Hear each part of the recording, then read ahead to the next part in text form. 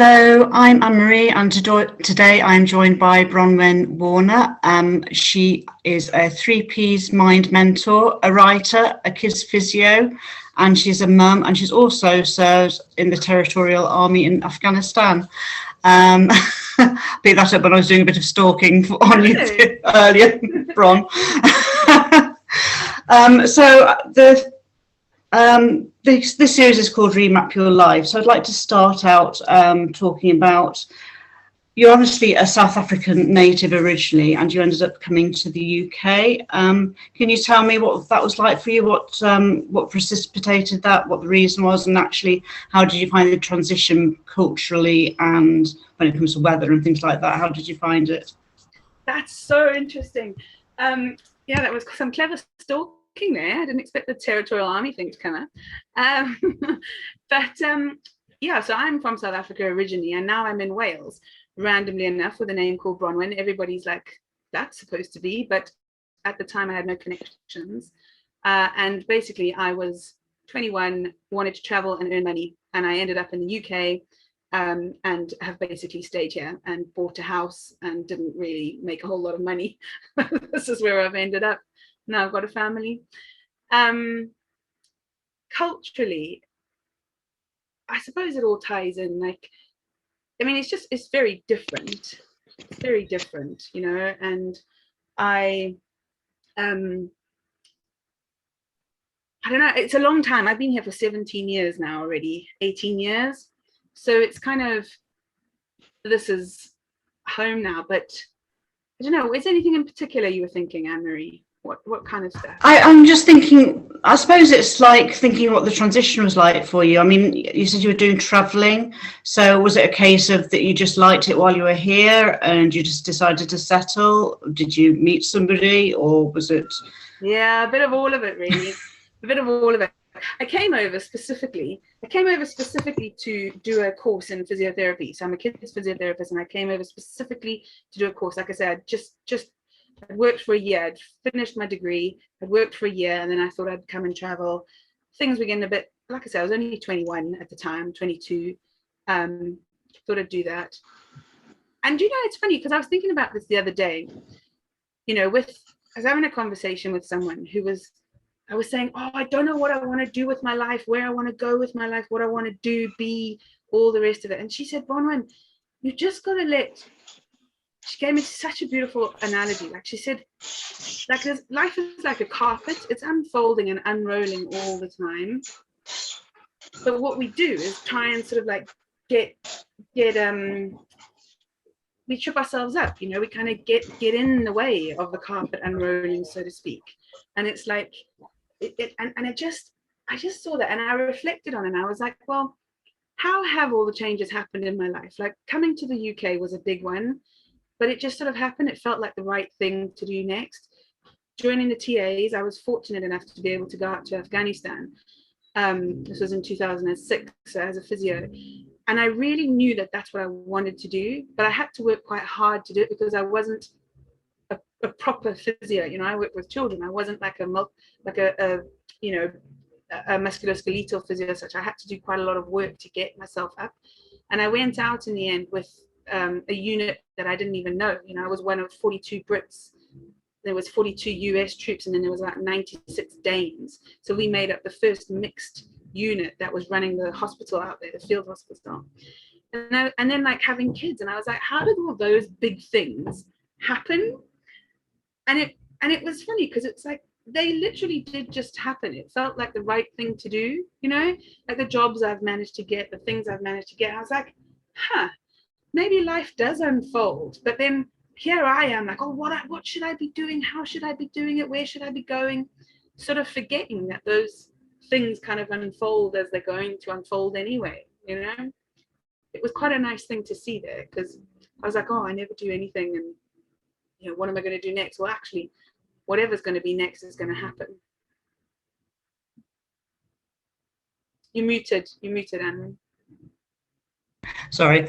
You're talking about how things unfold. So when did you come across the 3 principles then, that's part of the understanding of that?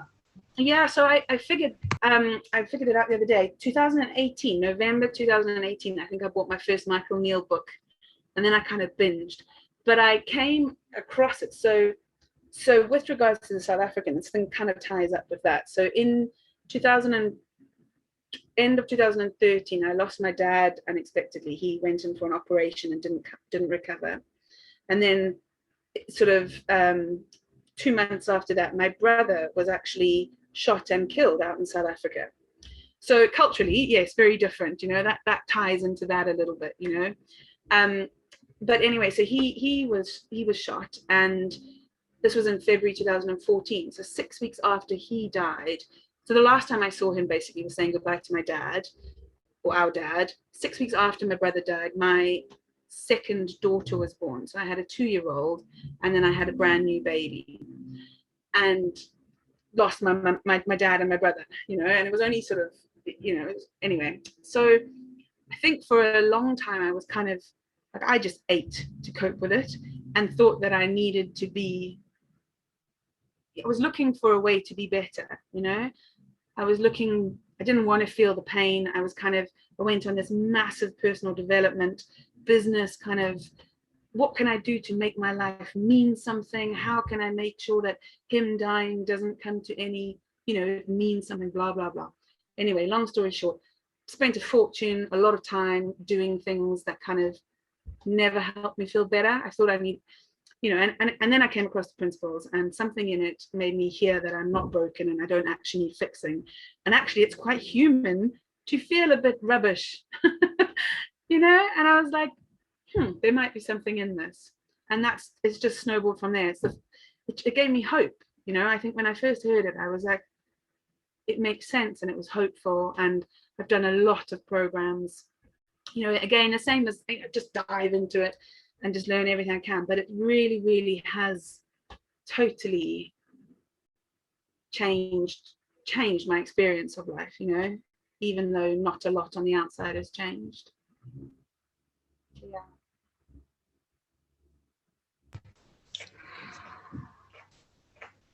I'm just trying to think. So knowing what you know with the 3 principles now, if you came across somebody who encountered the same tragedies as you did, with losing your father and losing your brother very tragically, what would you say to them, knowing what you know now with the 3 principles?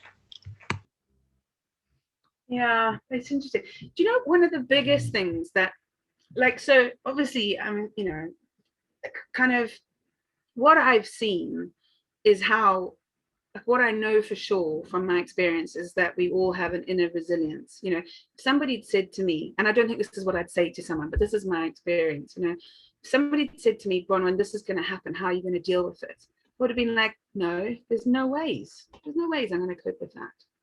But in the moment, from the minute you get that phone call to say that something's happened, something takes over, and you just do the next thing.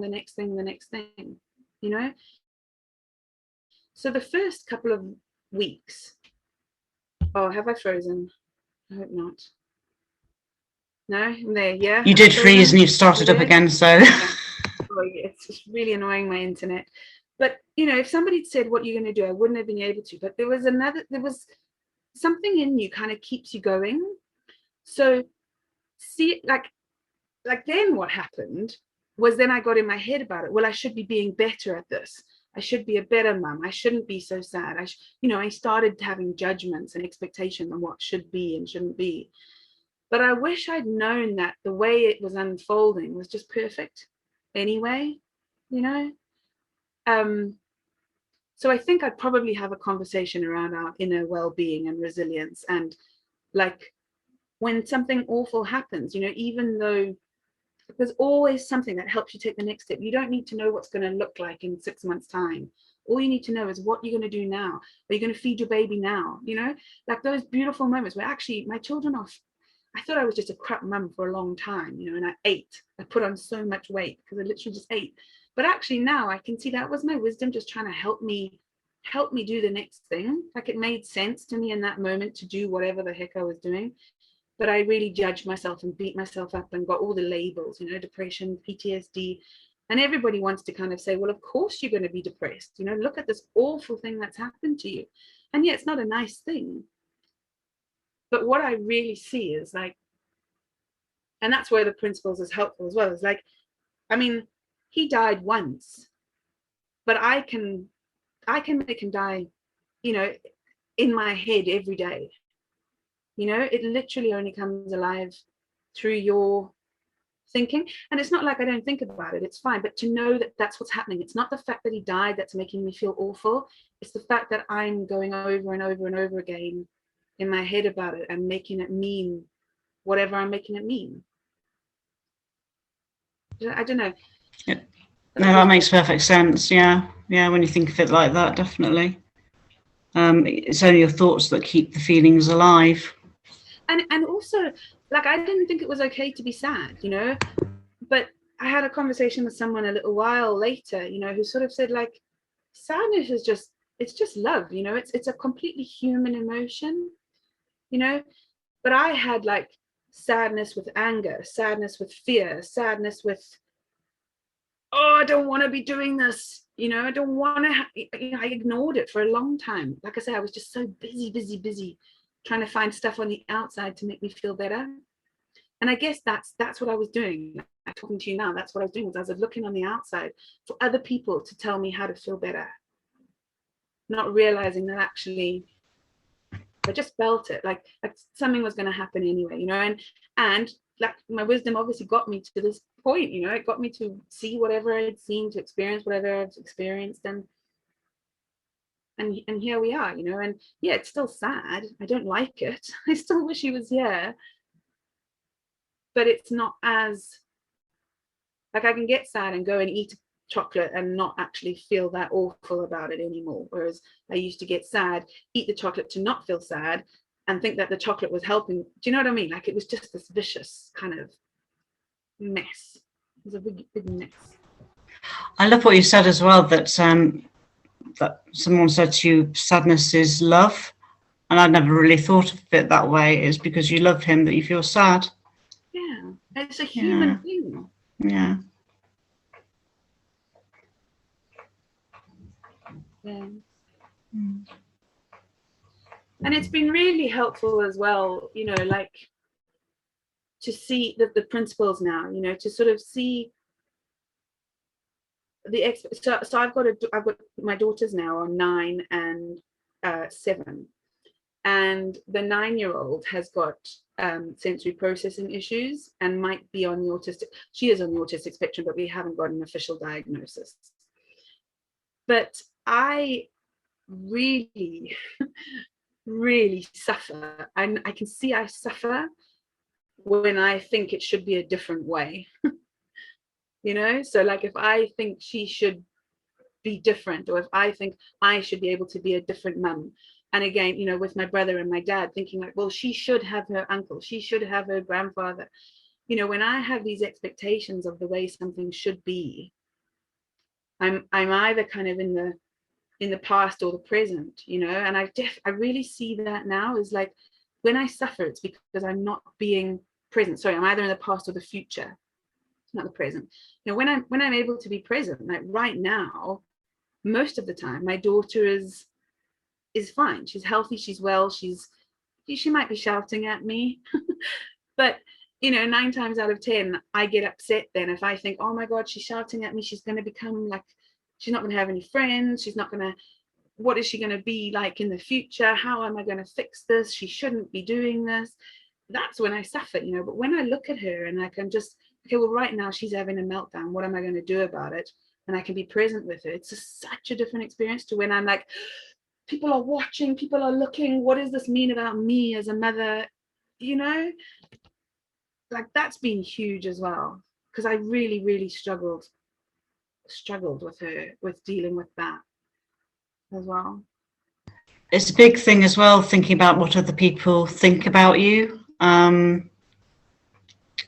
We were talking just before this, I started recording this, about this book course I'm doing at the moment, and I did 3 writings, free flow writings, and one of them, and I was just so self-conscious about the way this made me sound. I felt like I'd been taken over by somebody and writing in the third person, this piece of writing. And it got so in my head about people are going to think I'm absolutely nuts if I say this, but I said it anyway. But then when I read it, I was sort of like rabbiting through it, and I wasn't really reading it properly, and I was being told to slow down. But because I've got so much so in my head about the whole thing, so yeah, that's funny, isn't it? yeah. And I think that, you know, that like getting in our head, like that, I have since coming across the principles, I have like this thing. I feel like people walk around in like sumo, invisible inflatable sumo suits, because that's what we do, isn't it? We make up stories. Like we're always creating our experience through our thinking about it, isn't it? And it's like you build up this thing. So like with your writing, you know, if you think it's I don't know, it's, and then but then somebody else comes, you know. So like I can see now often how I have this thought bubble around myself and somebody else does, and you're kind of bumping up against the thought bubble, you know. And it's so nice to know that that's not necessarily true, and to give that some space, you know, to like see to see a person and think, well, maybe they are feeling insecure, and kind of listen to what's going on, you know. And also to know that about yourself, like with your writing, like you know that what you've done is just create a story. You've inflated your sumo suit, but you don't have to then present it to the world necessarily.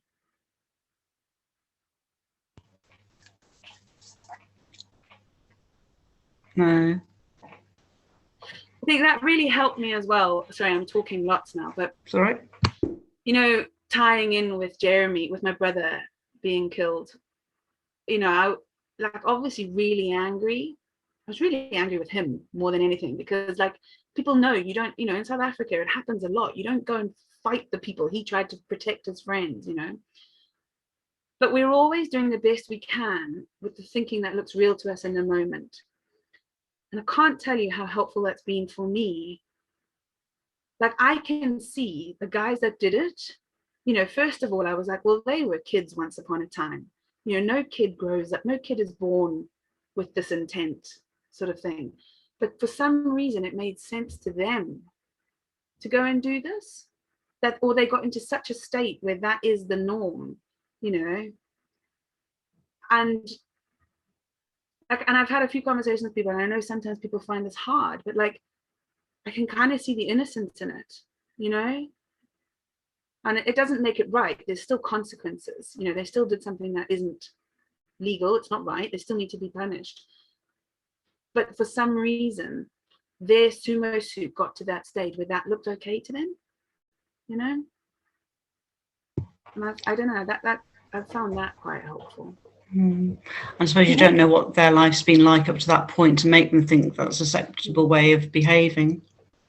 I suppose you probably end up being a lot more compassionate for people, because you kind of know that this is how it works. We all have this love and this love and connection at our core, but something happens where it gets covered over, you know.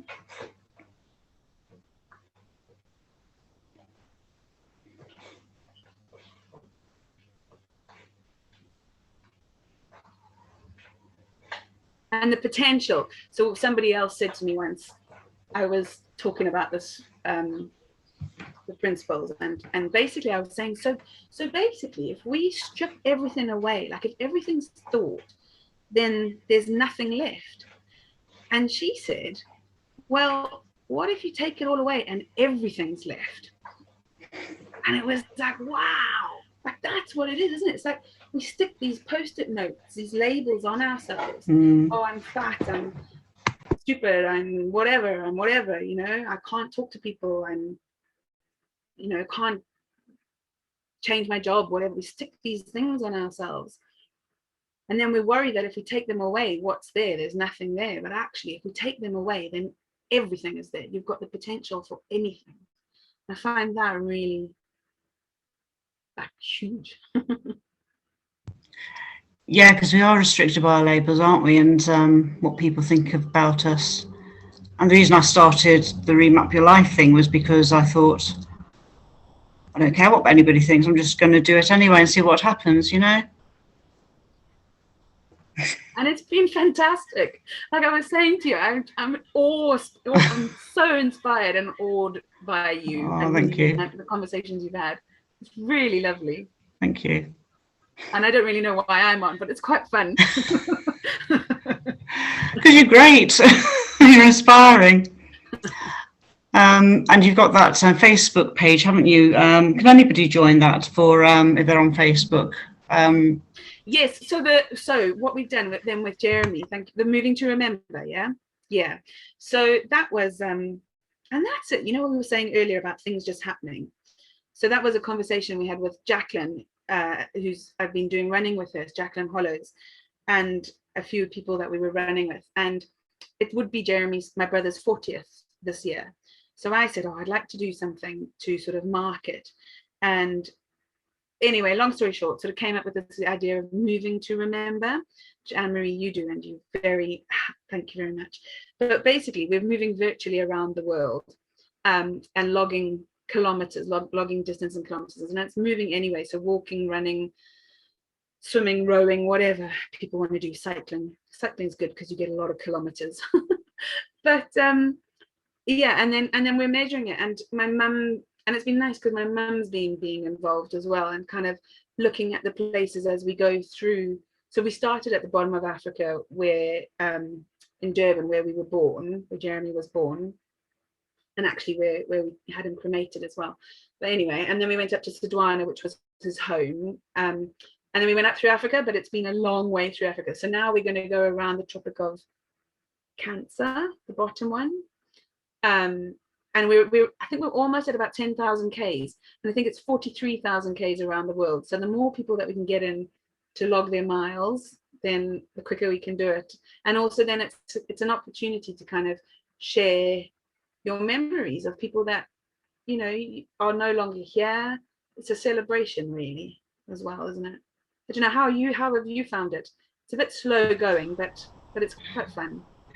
Yes, I mean it's been slow going with me because I'm doing with dog walks, which is like 3 to 4 kilometers a day. But no, it is nice. And I went to so my father died in 1995, and I have memories of going to Bradgate Park, which is in Leicestershire, where I was brought up. And I met a friend of mine in Leicester, went on a doggy play date, and we went on a dog walk. And that was just nice to go to a place I used to go to with my father, to remember him by. So it's nice doing things like that. Yeah.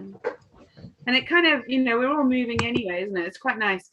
I'm hoping to have a couple of, you know, conversations with people to share more things. My mum's also quite keen on getting a photography competition type thing going, you know, so send in your photos of where you are and what you're at. And my brother was a bit of an artist, so we're going to put some of his pictures, some prints of his pictures, like as not prizes, I suppose, yeah, prizes or whatever, just to make it a bit more engaging and a bit more fun.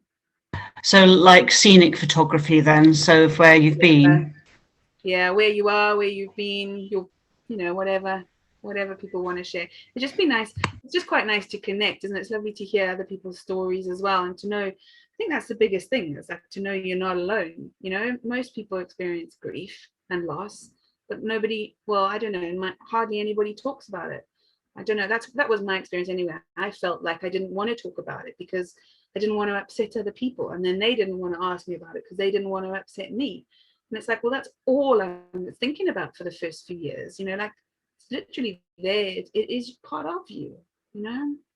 And I think it's quite healthy to share just to have a conversation around it. That's what's true. I mean, my father died of a heart attack, but it was sudden. It wasn't an expected death. And I worked in a big company, and I see people who normally speak to me walk the other side of the corridor, so they didn't have to actually say anything to me. And people I thought why my friends wouldn't bring it up, but people I wasn't that close to would ask me how I was doing. So it's all very strange, because the people who you thought would be asking how you are weren't, but the people who you didn't expect to ask how you were. So it was a very strange experience from that perspective, you know, seeing how human nature works. Yeah, it is. But even like myself, I notice I don't know what to say to people, you know, even though I've experienced it. But sometimes I think even saying that, you know, just acknowledging that you're there is helpful, is nice. I think that's it. It's just an acknowledgement, isn't it? Just to say, oh, I'm sorry to hear about your loss. And, you know, you don't have to say any more than that, you know. I think people are sometimes scared of the emotion of the other person and having to deal with that emotion and don't know how to cope with it. That's what I think anyway. I might be wrong, but that's my perspective on it. And yeah, but the loveliest thing is when people do share stories, isn't it? Like, I love nothing more than when people say, oh, I remember them, you know, I remember this happened, I remember, you know, and it's just so lovely. It's so lovely to know that somebody else thinks about them and has stories and stuff. So yeah, if anybody's listening, don't ever be scared to say your memories, isn't it, and your stories, because it's really, really lovely. Well, I think so. Yeah, it is. It just gives you a nice warm feeling, doesn't it? And it's sort of like, oh. Yeah. It's just remembering the love, isn't it? It's all to do with the love and connection. Yeah.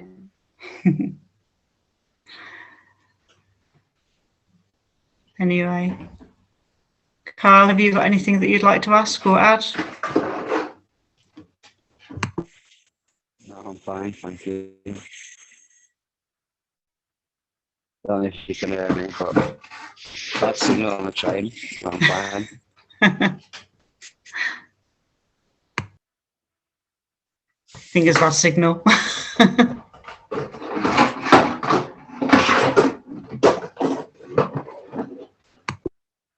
been nice to have you here. I don't know, how long do you normally go for? You muted again, Anne-Marie. Stop muting yourself. Sorry. I was muting myself because my dog's brought a plastic bottle because she wants me to play with her. Well, as long as it takes. So I normally schedule an hour, but sometimes it takes half an hour, sometimes 45 minutes. So I was just thinking this morning when I thought about speaking to you, you know, sort of one of my biggest insights, if I can share that, the biggest thing that made a difference to me early on was the whole listening thing. So I used to have a bit of a thanks, Kyle. I couldn't really, but I used to have a bit of a recurring thought, you know, and I think this was also sort of in this whole trying to fix myself, like, do things on the outside need to be better. And often am I in the right place, you know, in my life, sort of, should I be with this person, should I be doing this job, would come up, and it'd be like a divorce thought. I need to divorce my job or my husband or whatever. And what I noticed was that I never ever listened to him. All I was listening to was my thinking about him and about, like, you know, and about my children. Like I said, with my daughter, you know, as soon as she's there, I think what I really noticed was how much I listened to my thinking about somebody rather than just listening to them. And I suppose it goes back to the sumo suit thing, you know, and that was huge for me. Oh no, I think I've frozen again. Have I frozen? No. But I think that that was really powerful, was that whole listening. When you're listening, if you're trying to think of what you need to say to someone, or what would be good to say, or what would be useful to say next, or whatever, often you're not listening to them. You can't listen and think at the same time. That was profound. That was really, really big for me. So yeah. And it's so simple when you think about it. It's common sense, but you just don't realize it. You're often thinking about what you're going to say if somebody's talking. You think, well, I've got another anecdote that, you know. Totally. And you miss the opportunity. And you know when someone's not listening to you. You know, but that's what we all do. That's what's been fascinating. Yeah. Anyway, it's been fascinating now going out into the big wide world again and opening up conversations, because I've been having lots of deep, meaningful conversations. Now going out and everybody's so busy.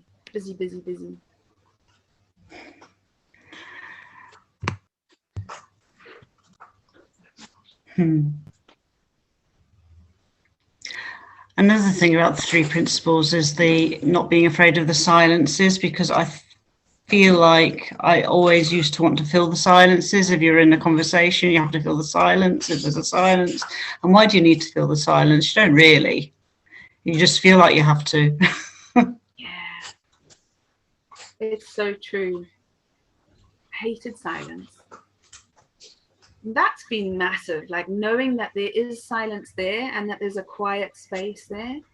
The other day I was had to make a decision on something to do with my daughter, and I noticed that I was really busy. Like I don't often do this. This was the first time it's happened, but I noticed that my head was really, I was like, well, if I don't do it, what's going to happen in the future? Or if I do it, then maybe this will be helpful, but I don't know if it will be helpful, blah blah blah blah blah blah blah blah.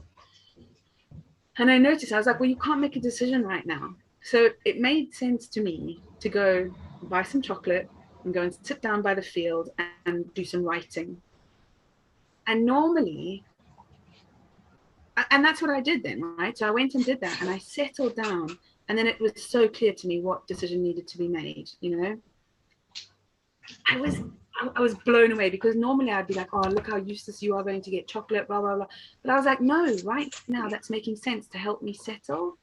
But I don't think I knew that option was there until quite recently, you know, and that from that, it's like we've got a busy bird going all the time. You know, there's 2 birds on a branch, and one bird's just busy doing bird things the whole time, feeding its babies, getting berries, making a nest, whatever. And then there's a quiet bird behind it. And like, we're both birds, but doing your busy things through the eyes of the quiet bird. I don't know, it makes sense to me. but like, that was profound. It's like, I don't think I knew that quiet space was there. You can be busy, but still be coming at it from a quieter, calmer space, you know? And like that's really helpful for me. I didn't know that, like I said, until really recently. And normally I would have beaten myself up, oh, you've eaten chocolate, that's useless, whatever. I was like, no, hang on, that's what my wisdom did in the moment, and that's okay.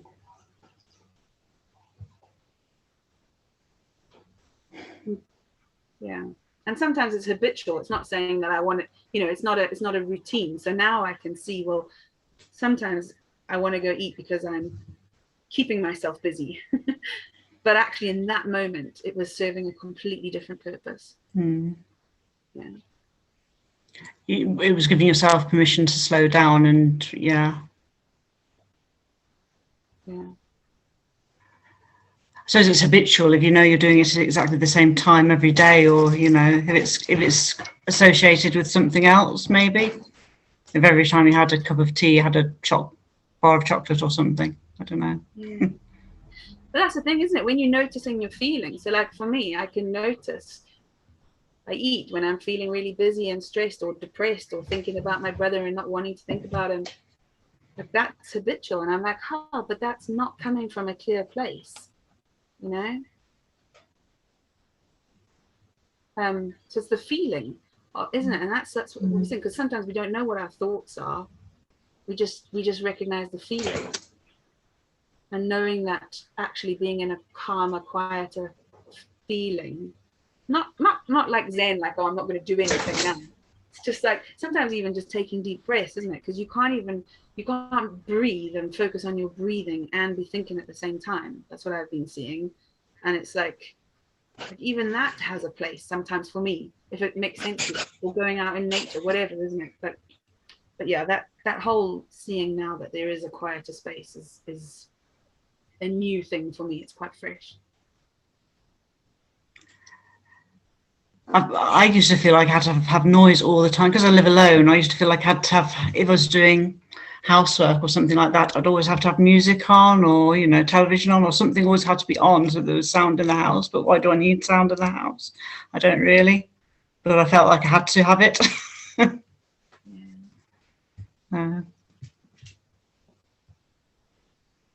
Something on the outside to make you feel better on the inside. Yeah, exactly. Yeah.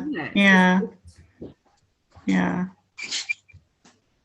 It's like a distraction, I think. I think I use things as a distraction to distract myself from my thoughts. Yeah. Can you hear me? Yeah, I can hear you, yeah.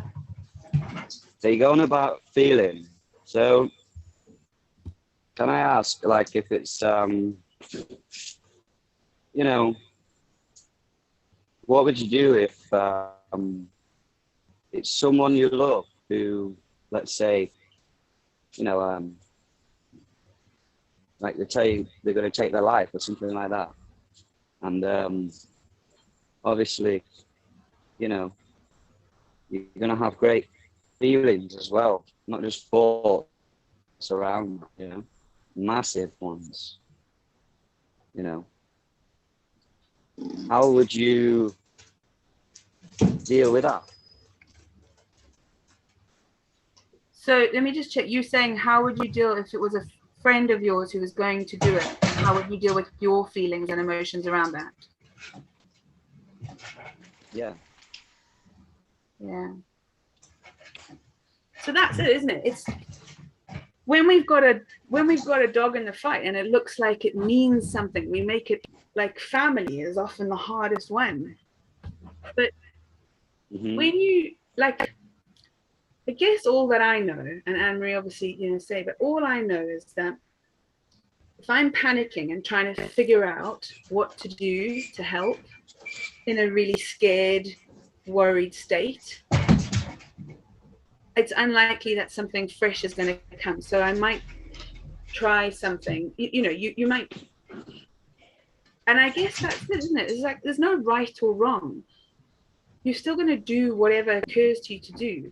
But if you're able to get quieter with yourself, something fresh might occur to you to be able to help them. You know, and I don't know, Kyle, like I don't know how much you know about it. Like, for me, knowing that that person has their own wisdom there, but they just can't, they're just not seeing it right now. But that sometimes helps me to then be able to connect a little bit. I don't know, does that, Anne-Marie or Carl, do you have I mean, the only thing that's occurring to me is that all thought is temporary, and if you have the thought, I want to kill myself, as long as you don't go through with it, just know that that thought will pass and that feeling will pass. The person who feels like they might kill themselves one day, the next day or the next week will probably feel totally different. And it's just don't ever do anything permanent about a temporary feeling or temporary thought.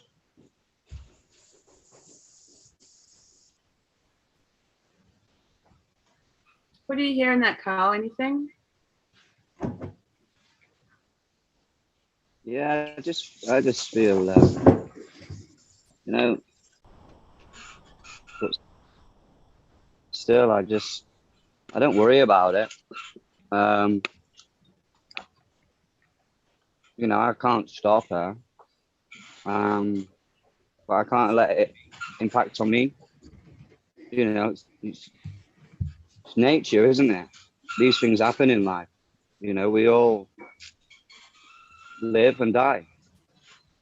You know, and you know, when things like this happen, it happens. You know, so yeah, I just thought I'd see what you would say about it. So. Yeah, it's like Anne-Marie said, you know, my 9-year-old, right, says to me the other day, I said, are you okay? She was really angry with me. And she says, no, I want to kill you. Give me that knife so I can kill you. Now, in my head, previously, I would have been like, and if I tell anybody that, like, they're like, oh my God, this child needs help. There's something going on here. It's not right for a child to feel this or think this or whatever. But for me, I think you're having to show your ticket, are you? But for me, knowing that it was like, that's just a thought right now that she's got. She's not necessarily, anyway, she's not necessarily thinking that, you know, that's just a fleeting thought right now. I don't have to pay attention to that. She doesn't have to pay attention to that, you know. It'll come and go, and it does come and go, and in the next minute, you know. So when I don't take it personally and make it mean like, oh my goodness, we need to talk about this, we need to fix this, we need to sort this out, this is really scary for me right now, you know, I'm making it about me. I need to help you not have this feeling. And then it kind of occurred, you know, like then all of a sudden you notice yourself in a different space with him. You know, I noticed myself in a different space with my daughter then, when actually she's saying, oh, mommy, I love you, you know. And it might be that having conversations with people like who want to kill themselves, it's very quick to make it about not about us, as in like, oh, this means something about me, but it's like, oh, I'm not comfortable with this, this is really scary for me. And then we don't necessarily see it, you know, it's not about us. If we can see that they're okay, we're okay, fresh thought might come through, and that connection to help them to see their own wisdom is quite helpful sometimes. I don't know, I know you were busy there, so I don't know if you got any of that.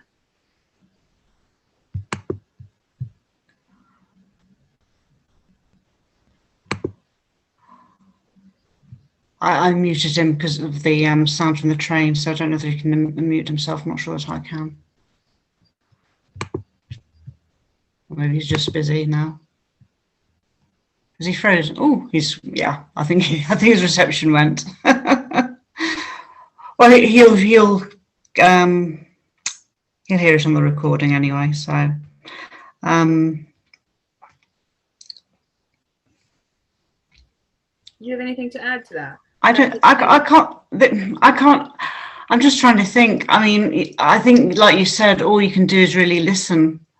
And like you said, don't make it about you, make it about them, as in just, you know, be quiet with them and try and get to the bottom of why they feel like that, because obviously it's their thoughts that's making them want to do that, and the thoughts aren't real. So they shouldn't be having such a drastic action on something that's not real. It's all imaginary. So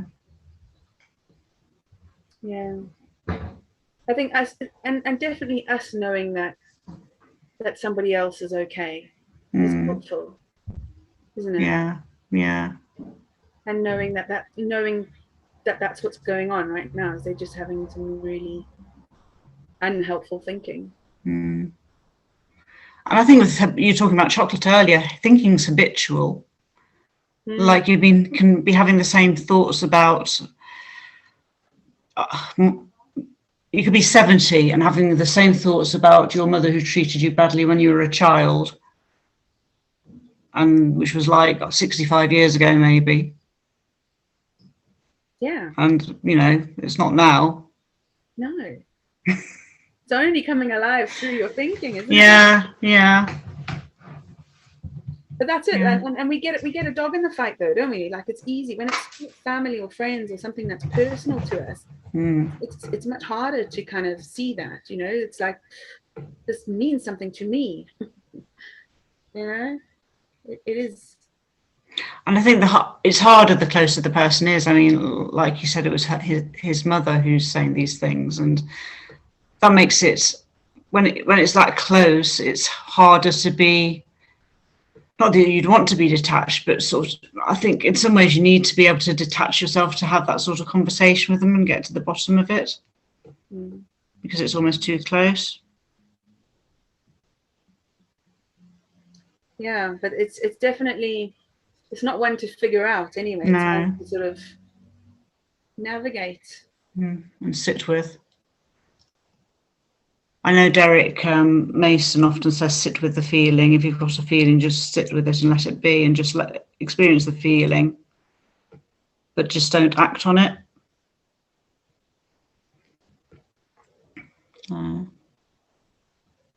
Unless it occurs to you to do it, like I did the other day with my chocolate. Yes. I had this feeling, and I was like, okay, well, I don't really want this feeling right now. And it wasn't like oh my God, I need to get rid of it. It was like, well, what? Okay, actually, it makes sense to me. I need to settle. I would like to settle.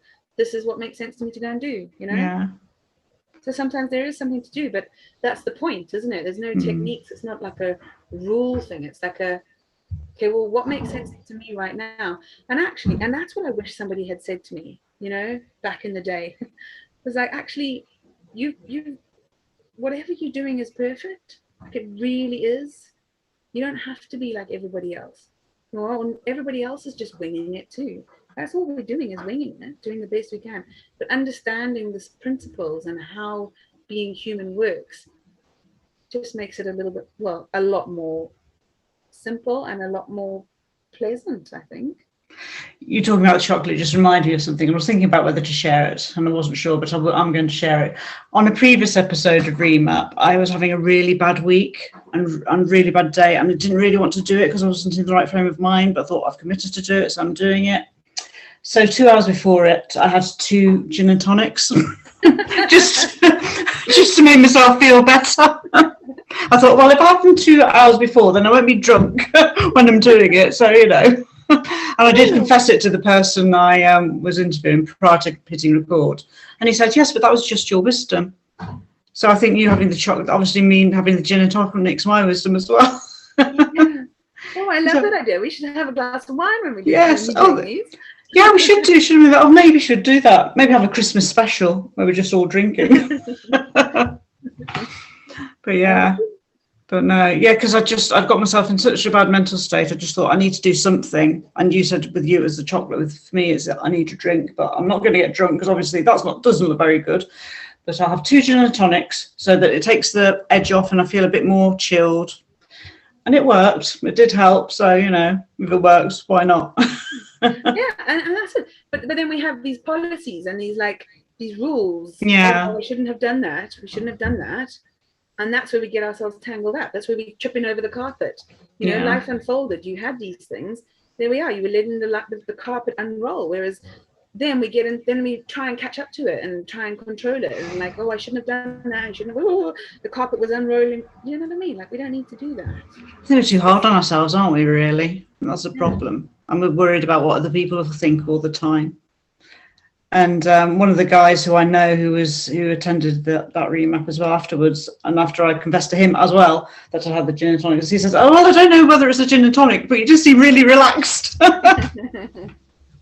So, yeah, maybe it was a gin and tonic. I don't know. Were you relaxed today? Have you had one today? No, I haven't, no. No, I haven't, no. I think it's the sun. Also, being semi-retired probably helps. Helps with your relaxed state of mind.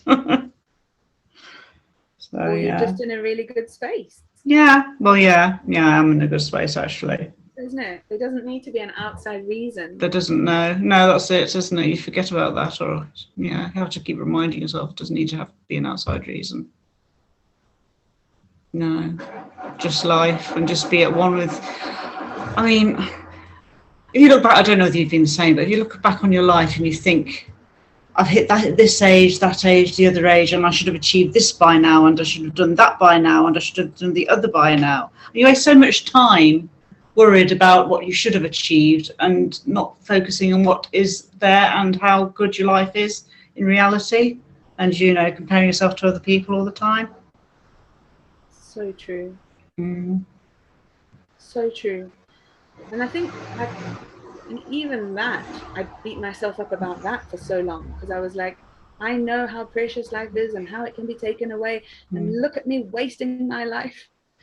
Like, oh my God, you know, so much time wasted. No, and now, so I could think it's so much time wasted, but it's not. It's happened, you know. It's just, it was life doing what it needed to do, me doing. But yeah, I know what you mean. Like, I thought by the time I was 40, I'd be thin and rich. It didn't happen. Well, I thought I'd be married with 2.4 kids by now, but that didn't happen either. So I've got my dog. That's all I need now. And that, yeah, and I just think there's so, I mean, that really, it goes back to that. I think we tie ourselves up with expectations and we don't even know that that's what we're doing. But when we see, I think being able to see that that's what we're doing just sort of takes all the pressure off. Mm. It's all made up. It's all made up. Somebody else made up this shit. I mean, the stuff, and we took it on board and made it up for ourselves that this is what we need to be happy. You know, it's just not true. I know, you just waste, I mean, I've wasted so much time when I think about it, of worrying about what other people think, how I should have achieved this, that and the other. And who gives a rat's ass, really, you know? And we definitely don't need to spend the next however many years. Yeah, exactly, no. Life's too short and life's too precious. You just... It's, when I left my last job, I got a mug, I haven't got it, it's in the kitchen. It was given to me as a gift. Life is, what is it? Life is a journey, not a destination. Mm-hmm. Oh, yeah, I love that. Oh, that was something else profound that someone said the other day. Jules Swales, I love her. But I was having a conversation with her, and what were we talking about? But basically about making decisions. Mm. And she said, you know, but like, you've been decided. Life, it's been decided. Whatever you're doing right now is what's been decided. Like, and why would you, you know, wisdom, this energy, this life force is coming through us and has decided that where we are right now is the perfect thing that it wants to, that we need to be doing. So why do we want to fight that? Mm. Like, it's not our decision ever. Mm. And like, and I guess that was, you know, with the whole, so I think I said, like, oh, I'm waiting to decide what to do with my life. Well, you're not really, because life has decided what it's doing with you right now. So just get on with it. And we always want more, don't we? We're always greedy for more. We should, you know, like you said, it's all decided, and we should just be happy with what the decision was. Well, we can be, Mm. you know? Yeah. Mm. I think I'll leave it there, unless you've got anything else to add. That was really nice conversation. No, thank you. We went all over the place. We did, yes, all around the world. Like your Facebook group. What's your Facebook group again called? Moving to Remember. Moving to Remember. Moving to Remember, the number 2. Yeah. Or if people go on to Gumby Legacy, gumbylegacy.com, there's something on there as well. Okay. So that was my brother's nickname, Gumby. What was he called Gumby for? What does that mean? Goodness knows. I think there was it was from school. There was a whole load of different reasons, but that's it's not an African name or something like that. No, just a made-up word. Yeah. Anyway, it's lovely speaking to you. And Anne-Marie, thank you so much for asking me. And it was no problem. Carl came on as well. It was, yes. See you soon. Okay then. Thank you. Bye.